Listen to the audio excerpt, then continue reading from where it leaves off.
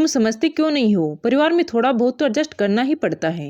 रुक्मणी जी अपनी बहू पिंकी से कहती है कि बहू, वैसे तो अगर मैं आपको अपनी बेटी के लिए कुछ खर्चा करने के लिए कह दूं तो तुम्हें नानी याद आ जाती है। और मैंने सुना तुमने अपने भाई को नया फ़ोन भेजा है। अभी ना तो रक्षाबंधन है और ना ही कोई त्योहार, फिर नया फ़ोन भेजने की क्या ज़रूरत थी? अरे पैसे क्या पेड़ पर उगते हैं? और मायके वाले तो वैसे भी अपनी बेटियों से तो कुछ लेते ही नहीं हैं, और एक तुम हो कि अपने पैसों को पानी की तरह अपने मायके वालों पर बहाई जा रही हो।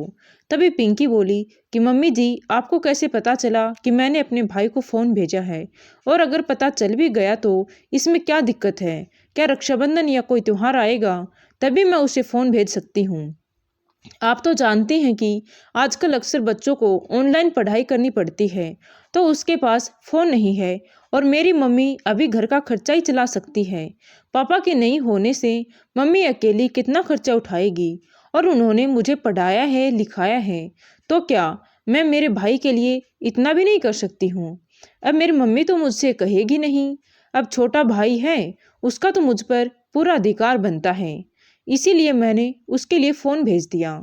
और वैसे भी मम्मी जी, मैंने मेरी कमाई से भेजा है, ना कि आपके बेटे की कमाई से। तभी रुक्मणी जी बोली, वही तो मैं कह रही हूँ कि तुमने फ़ोन भेजने से पहले मुझे या मेरे बेटे प्रशांत को पूछना भी जरूरी नहीं समझा। हद होती है फिजूल के खर्चे करने की भी। तुम कमाती हो तो इसका मतलब ये नहीं कि अपनी सारी कमाई अपने मायके वालों पर लुटा दोगी। तभी पिंकी बोली, मम्मी जी, अगर यही फ़ोन मैं आपकी बेटी या उनके बच्चों को देती तो आप बहुत खुश हो जाती, है ना? इतना कहकर पिंकी अपने कमरे में चली गई।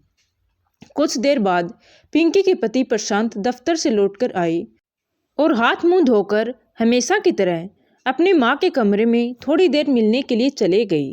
वहाँ रुक्मणी जी ने अपने बेटे को बहुत कुछ कहा, लेकिन प्रशांत ने अपनी माँ को पलटकर कुछ भी जवाब नहीं दिया और सीधा अपने कमरे में आ गए। और फिर पिंकी से बोले कि पिंकी, अगर तुम्हें अपने भाई को फ़ोन देना ही था तो तुम्हें माँ को पता नहीं लिखने देना चाहिए था ना। तभी पिंकी बोली, बस यही तो दिक्कत है। क्या आप या मम्मी जी दीदी को कुछ भी देने से पहले क्या मुझसे पूछ कर देते हो? फिर मैं क्यों पूछूं? और वैसे भी जब मैं गलत नहीं हूँ तो मुझे किसी से डरने की कोई ज़रूरत नहीं है। मैं मेरी अपनी कमाई से दे रही हूँ, कोई चुरा कर नहीं दे रही। तभी प्रशांत कुछ कहता उससे पहले ही पिंकी बोली, जब मैं गलत नहीं हूँ तब भी आप अपने परिवार वालों का साथ दे रहे हो और मुझे बातों को छुपाने की सलाह दे रहे हो। आखिर कब तक मैं ये समझौता करती रहूंगी? मैं एक बहू होने का हर फर्ज निभा रही हूँ, फिर भी सही होने पर भी मुझे ही गलत ठहराया जा रहा है। आखिर ऐसा कब तक चलेगा? तभी प्रशांत बोला कि तुम समझती क्यों नहीं हो कि परिवार में थोड़ा बहुत तो एडजस्ट करना ही पड़ता है। मैं मानता हूँ कि तुम्हारी कोई गलती नहीं है, पर मैं परिवार के विरोध में भी नहीं जाना चाहता। मेरी माँ और बहन का स्वभाव तो तुम जानती ही हो। जरूर रचना दीदी ने ही माँ के कान भरे होंगे। जब भी आती है कुछ ना कुछ झमेला मेरे लिए खड़ा कर ही देती है। पापा इन फालतू की बातों में पड़ना नहीं चाहते हैं और माँ है कि मेरा जीना हराम कर देती है। तभी पिंकी बोली कि मुझे बहुत हैरानी हो रही है आपकी सोच पर। मैंने तो क्या मेरी माँ ने भी नहीं सोचा होगा कि वह ऐसे लड़के के साथ मुझे बांध रही है जो अपनी सही पत्नी के साथ भी खड़ा नहीं हो पाएगा।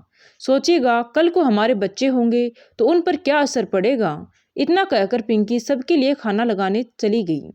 अगली सुबह पिंकी हर रोज की तरह जल्दी जल्दी अपने काम निपटा रही थी ताकि ऑफिस जा सके। उसने जल्दी से अपनी सास और ननद के लिए चाय नाश्ता रखा।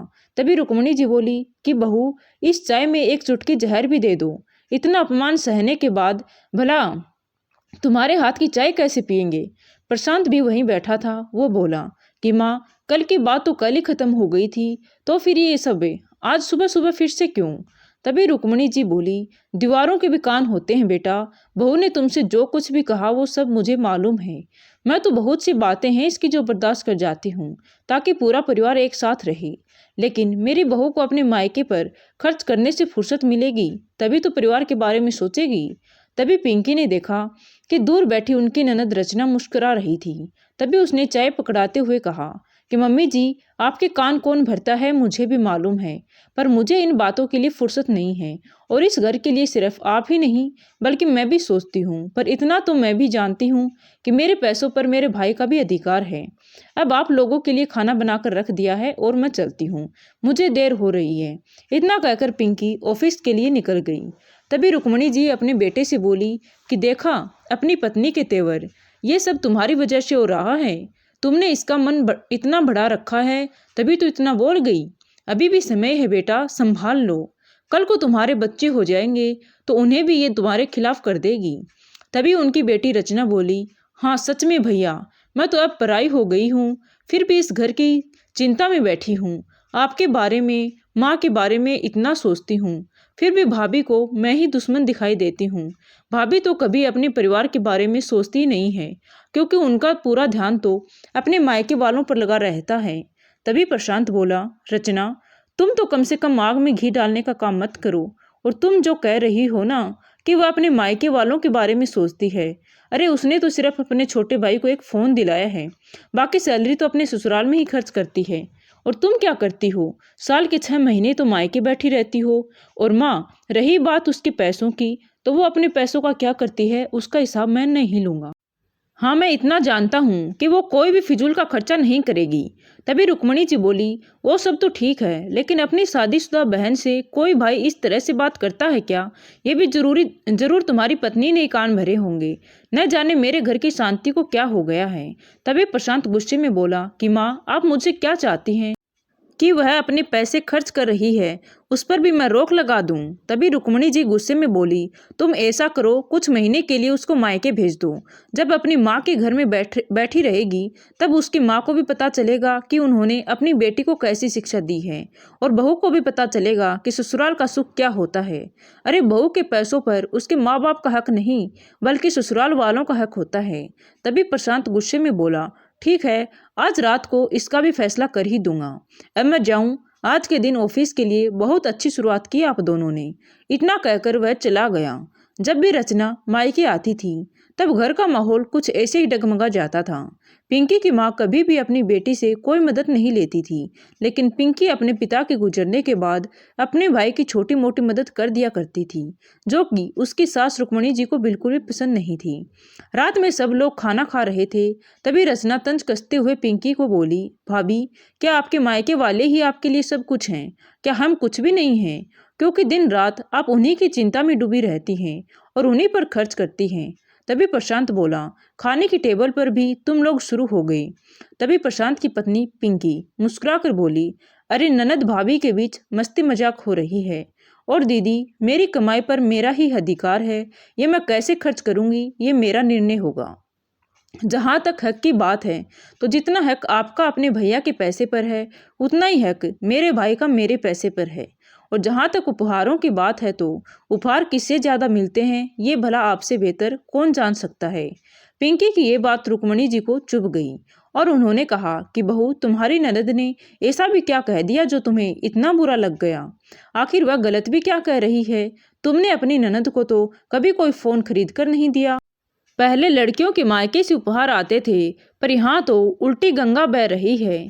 तभी प्रशांत फिर से बोला, कम से कम खाने की टेबल पर तो शांति बनाए रखो। और माँ, आपको किस चीज़ की कमी है? आपका बेटा भी तो कमाता है, आपको जो कुछ भी चाहिए वो मुझसे लीजिए ना। इसकी कमाई ये कैसे खर्च कर रही है करने दीजिए। और वैसे भी ये सिर्फ अपने छोटे भाई के प्रति बस अपना फर्ज निभा रही है। तभी उनकी बहन रचना बोली, भैया, आपके कहने का क्या मतलब है? क्या भाभी को अपनी सारी कमाई मायके वालों पर खर्च करनी चाहिए? तभी प्रशांत बोला, अगर तुम्हें ऐसा लगता है तो तुम भी कमाओ और अपने पैसे मायके पर खर्च करो। तभी रचना चुप हो गई। अगले दिन रविवार था। प्रशांत अपनी पत्नी पिंकी से बोला, पिंकी, मैं सोच रहा हूँ कि तुम कुछ दिनों की छुट्टी लेकर मायके चली जाओ।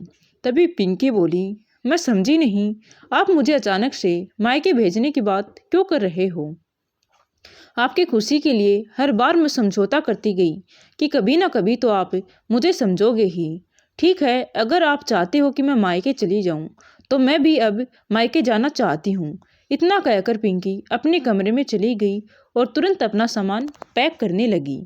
तभी रुक्मणी जी आई और बोली, बहू, अभी क्यों जा रही हो? शाम को चली जाना, अभी तो पूरा घर बिखरा हुआ है।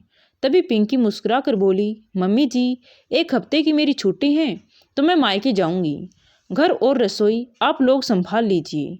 इतना कहकर वो तैयार होने चली गई। तभी वहीं खड़ी उनकी बेटी रचना बोली, माँ, अब तो आप दोपहर के खाने की तैयारी कर लो, तब तक मैं थोड़ी शॉपिंग करके आती हूँ, फिर दोपहर के बाद अपने ससुराल निकल जाऊंगी। इतना कहकर रचना वहां से खिसक गई। तभी प्रशांत बोला, देख लिया माँ, अपनी लाडली बेटी को 1 मिनट भी नहीं लगी कि अपने बारे में सोचने लगी। और जबकि पिंकी नौकरी करने के बाद भी घर संभालती है, पर आप और आपकी बेटी दोनों मिलकर भी इस घर को नहीं संभाल पाती। ऊपर से आपको बहू से ही शिकायत रहती है। मुझे तो समझ में ही नहीं आता कि आपने मेरी शादी करवाई ही क्यों।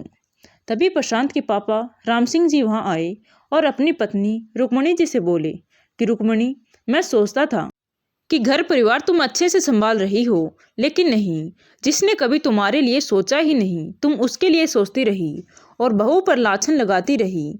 आखिर उसने किया ही क्या है? उसकी कमाई पर उसके माता पिता का अधिकार तुमसे पहले है। तभी रुक्मणी जी बोली, ऐसा कैसे हो सकता है? तो राम सिंह जी ने कहा, क्यों, बहू को पढ़ा लिखा कर क्या तुमने लायक बनाया था? नहीं ना, उसके माँ बाप ने बनाया है। और अगर ऐसा है तो अपने बेटे से भी कहो कि अपनी कमाई अपने ससुराल भेज दे। तभी रुक्मणी जी गुस्से में बोली, मेरा बेटा अपनी कमाई ससुराल क्यों भेजेगा? तो राम सिंह जी ने कहा, क्यों नहीं भेज सकता? जब अगर बहू अपनी कमाई अपने ससुराल में दे सकती है तो आपका बेटा क्यों नहीं दे सकता? फिर तुम तो बहुत स्वार्थी निकली। तभी प्रशांत अपने पापा से बोला कि पापा, आप सोचिए, इन सभी चक्करों में मेरा पारिवारिक जीवन नरक बनते जा रहा है। तभी राम सिंह जी ने कहा, इन सब बातों में कहीं ना कहीं तुम भी जिम्मेदार हो। जब सही और गलत का फैसला लेने में मर्द कमजोर होता है तो उसकी पत्नी की कोई इज्जत नहीं रहती। अपनी पत्नी के लिए अगर तुम खुद ही नहीं बोलोगे तो फिर दूसरा तो कोई क्यों बोलेगा? अभी यहाँ खड़े खड़े मेरा मुंह क्या ताक रहे हो? जाओ और बहू को समझाओ। और रुक्मणी जी, तुम अपनी बेटी का सामान बांधो और उसे विदा करो और कहना कि त्योहारों पर ही आया करे। इतना कहकर वो वहां से चले गई। तभी प्रशांत जाकर पिंकी को मनाने लगा तो पिंकी ने कहा, नहीं, मुझे मायके जाना ही है, क्योंकि पापा जी ने अगर आपको नहीं कहा होता तो आप मुझे मनाने नहीं आते, बल्कि मुझे मायके जाने देते। प्रशांत ने जैसे तैसे हाथ पैर जोड़कर पिंकी को मना ही लिया। फिर दोपहर में रचना जब ससुराल जाने लगी तो रुक्मणी जी ने कहा कि तुमने मेरे साथ अच्छा नहीं किया। आज तुमने सबके सामने मेरा सर शर्म से झुका ही दिया। उम्मीद रखती हूँ कि तुम अपना ये व्यवहार अपने ससुराल में नहीं करोगी, वरना तुम ना तो मायके की रहोगी और ना ही ससुराल की। और अब अगली बार त्योहार पर ही आना। इतना कहकर उन्होंने रचना को विदा कर दिया। रुक्मणी जी को भी अपनी गलती का एहसास हो चुका था। वो पिंकी के पास जाकर अपनी गलती का पछतावा करने लगी और बोली कि बहू, सही कहा था तुमने, जितना फर्ज तुम्हारा अपने ससुराल के प्रति है उससे कहीं ज़्यादा अपने मायके के प्रति है, क्योंकि आज तुम जो कुछ भी हो अपने माँ बाप के बदौलत हो। तभी पिंकी की आंखों में पानी आ गया और उसने प्रशांत की तरफ देखा तो प्रशांत ने कहा कि गीले सिक्के को ख़त्म करो और माँ एक नई शुरुआत करना चाहती है तो तुम भी अपना बड़प्पन दिखाओ। तभी पिंकी ने हाथ जोड़कर रुक्मणी जी से कहा कि मम्मी जी, अगर आपको कभी भी मेरी किसी बात से कोई तकलीफ़ हुई हो तो मैं भी आपसे माफ़ी मांगती हूँ। इतना कहकर वो रुक्मणी जी के गले से लग गई। आखिर अंत भला तो सब भला। धन्यवाद दोस्तों। कहानी कैसी लगी कमेंट करके ज़रूर बताएं। अच्छी लगी हो तो प्लीज़ वीडियो को लाइक करें और चैनल पर नए हैं तो चैनल को सब्सक्राइब ज़रूर करें। Thank you.